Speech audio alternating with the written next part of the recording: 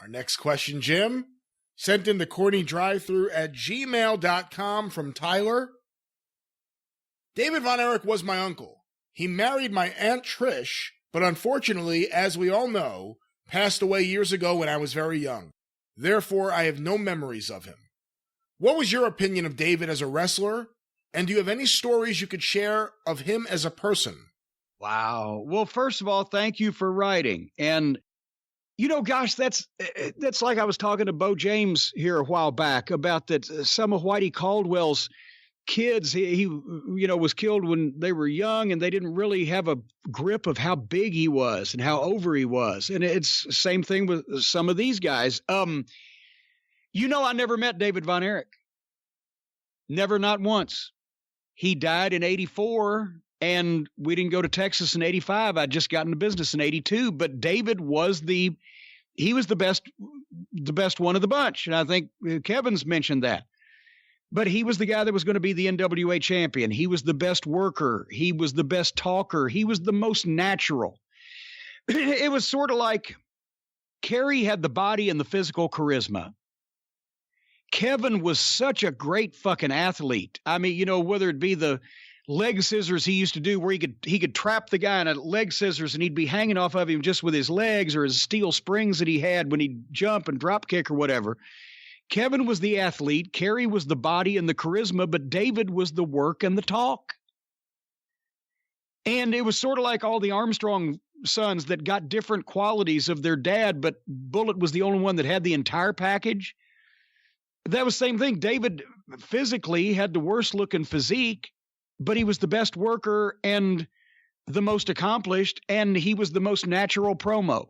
So that's why they always said that David was going to be the one to be the NWA champion, and David was good. That's why they sent David to Florida to work heel with Dory Funk Jr. to get him ready for that aspect. And, they sent him to St. Louis to get him ready there. And, it just, when that happened, I don't know how long it would have been, probably just another year or two or whatever. But I can't really talk about him directly because I never met him. But as far as a wrestler and a talent, he was the anointed son that was going to be all of them sooner or later would have been national names in some respect or another if everything had went differently. But David was the guy. It's weird hearing that because when you watch the old tapes, they are so unique, the three brothers, not including Mike in this, obviously. Yeah. But it's hard to believe that Kerry wasn't looked at that way because he had so much charisma. When David was alive, I'm talking. So much charisma. He had the physique. He was pretty good in the ring. A lot of people think Kerry was just some airhead who had to be carried. No, he was good. He was really good in the ring, yeah. Well, but at the same time, David was older. Kerry was still... Also, Fritz's word meant a lot.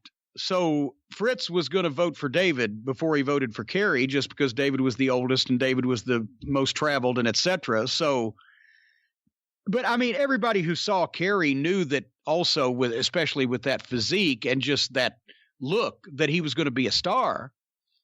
But David was he was the guy that had everything. Can you have seen Kerry holding the NWA title and working with other baby faces?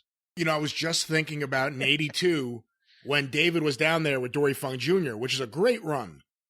And David was a lot more entertaining than Dory Funk Jr. at that period of time, I'll say. But there's a brief period where Fritz and Kerry and Kevin send in a promo. So all of a sudden, they've been baby faces for their entire careers, and Fritz has been a babyface for years. It's a heel promo backing up David, and then Kerry shows up as a heel for one taping at the Sportatorium to back up his brother. It's the one Sportatorium in Tampa, by the way. In Tampa and Dallas Sportatorium. It's the one where Ric Flair gets pressed over Butch Reed's head and he throws him onto the Von Erichs. But it's almost like you watch it and Kerry's having such a great time being a heel. He's just, you can tell it's not natural to him to be that character. Well, yeah, because they were kind of jealous that David got to go to another territory and do stuff like that. So that's probably why they went down and, obviously with business reasons also. But even Kevin, when he was on Atlanta TV, that summer of '82, he was a babyface still. Yeah. So wearing boots. Yeah. So they didn't get to heel that often, and it was fun for him to let that side of him out. Every babyface always wanted to be a heel that I've ever come across, except for Sting. When Shitstain had booked him in that main event Mafia thing, and it was so ridiculous. Here's our top babyface in the heel group associating with the heels for no reason that was ever fully fucking explained. But at the same time, Sting did not want to cheat. And you would say, but Stinger, you're a heel. No, I'm not. I'm just in the heel group. Ask Vince. He'll tell you everything. Well, I would hear the shit from Russo is like fucking Greek, right? I didn't understand a goddamn word coming out of his mouth. And I'd have to be putting these finishes together. And I would go to Sting. I said, you got to cheat because you're going to beat whoever the fuck. We got to give him a little out. He said, well, I can't cheat. I'm not a heel. And why are you in a fucking heel group? I said, haven't you ever wanted to turn heel and be able to yell at the people and get your fucking aggravations out and have fun? He said, no, never did. He never wanted to be a heel. And he wouldn't be a heel even when he was in the heel group. And that's why he was beating the other baby faces, flattered and 4 o'clock. And I could not get him to cheat. And it was so fucking, and I said, why is this whole thing happening? Get with Vince. He can explain it. Holy fuck. You know what I always thought was weird with the Von Erichs? So Kevin's in Georgia and he teams up with Michael Hayes. That's when Gordy and Snuka were the heel tag team. Yeah. And I think that's where Kevin got the idea to go barefoot, was watching Snuka. But when the Freebirds, Michael Hayes first and then the rest of the Birds, come into Dallas, they say that they're friends with David Von Erich. They don't even bring up the fact that he had been on national TV. Again, cable wasn't then what it is now. Teaming with Kevin Von Erich. It was all about David being friends with Michael Hayes. Well, because David was the oldest, by God, and he was the talker. Our next question, Jim, sent in to CornyDriveThru at gmail.com. Actually, David wasn't the oldest. Kevin's the oldest. Kevin's the oldest, yeah. But David came first. Didn't he break in first? I think Kevin broke in first in 76. It wasn't. Well, goddamn, then I guess David just leapfrogged everybody. Wasn't his first match him against Paul Pershman, Buddy Rose?